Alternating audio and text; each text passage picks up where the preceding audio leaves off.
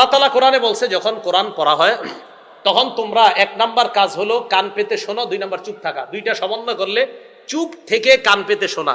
আচ্ছা, বুখারী শরীফের 757 নম্বর হাদিসে নবী এক সাহাবাকে বলছে কোরআনের যে অংশ সহজ সেই অংশ থেকে বড়, তো বরে ওই অংশ বরে উনি।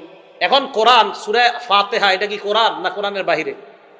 হুজুর জানেন এরকম একটা বই আছে কিন্তু সূরা ফাতিহা যে কোরআনের বাহিরে, এরকম একটা কিতাব লেখা হয়েছে। সূরা ফাতিহা কোরআনের অংশ না। আমি অবাক হয়ে গেছি, এর চটি একটা বই আছে যেগুলো একজন লেখছে যে সূরা ফাতিহা কোরআনের অংশ না। কেন জানেন? ওই যে আমরা বলি কোরআন পড়া, ফাতিহা মানেও কোরআন, যে আলহামদুলিল্লাহি রাব্বিল আলামিন এটাও কোরআন, এটা পড়ার সময় চুপ থাকতে হবে।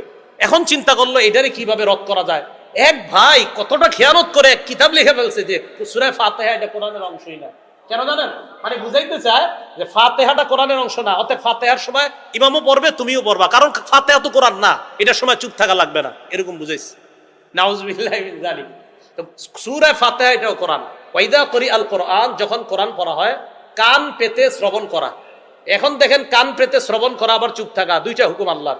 বাস ফিকে হানাফি কি বলে যে এখন কয়েক হাদিসে আসছে লা সালাতা ইল্লা বিফাতিহাতিল কিতাব, সূরা ফাতিহা ছাড়া নামাজই হবে না। এখন ফিকে হানাফি দুইটাকে সমন্বয় করে। আচ্ছা, কোরআনে আসছে কোরআন পড়লে চুপ থাকতে হবে, হাদিসে আসছে ফাতিহা ছাড়া নামাজ হবে না। ফিকে হানাফি এখানে দেখে যে কোরআন পড়লে চুপ থাকা এটা আল্লাহর নির্দেশ। বাস এখানে ফিকে হানাফি কি বলে যে কোরআন যখন পড়া হবে এটা যেই পড়বে, ইমাম সাহেব যখন পড়বে পিছনে যারা থাকবে তারা চুপ থাকতে হবে।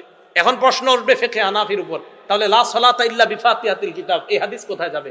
এটার ব্যাখ্যা ফিকে হানাফি এইভাবে দেয় যে লা সালাতা ইল্লা বিফাতিহাতিল কিতাব এটা লিল ইমাম আও লিল মুনফারিদ, এটা হলো ইমামের জন্য। ইমাম যখন কেরাত পড়ে তখন মুক্তাদি পড়া দরকার নাই। আপনারা বলবেন পড়া দরকার নাই কেন? হাদিসে আসছে আবার ইন্নামা জুইলাল ইমাম লিউতাম্মা বিহি, ইমামকে সামনে দাঁড়ায় তার অনুসরণ করার জন্য। আরেক হাদিসে আসছে আল ইমামু জামিন, আমার আপনার সব দায়িত্ব ইমাম সামনে নিয়েই দাঁড়ায়। তো কেরাত পড়ার দায়িত্বটা ইমাম সামনে নিয়ে নিছে, নেওয়ার পরে উনি ওখানে দাঁড়িয়েছে। এই জন্য আরেকটা কথা মনে রাখবেন, দরখাস্ত যদি পেশ করা হয়, আমরা এই মসজিদের সবাই প্রধানমন্ত্রী বরাবর একটা আবেদন পেশ করব। সব মিছিল দিয়ে যাব না, কয়েকজন প্রতিনিধিকে পাঠাবো।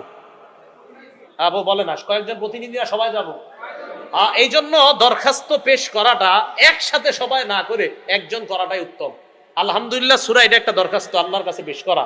এই দরখাস্ত ইমাম সাহেব পেশ করতেছেন, অন্যরা শুনে শুনে আমিন বলে এটাকে সাপোর্ট দিতেছেন। হা ইমাম সাহেব যা বলছে আল্লাহ আপনি কবুল করেন।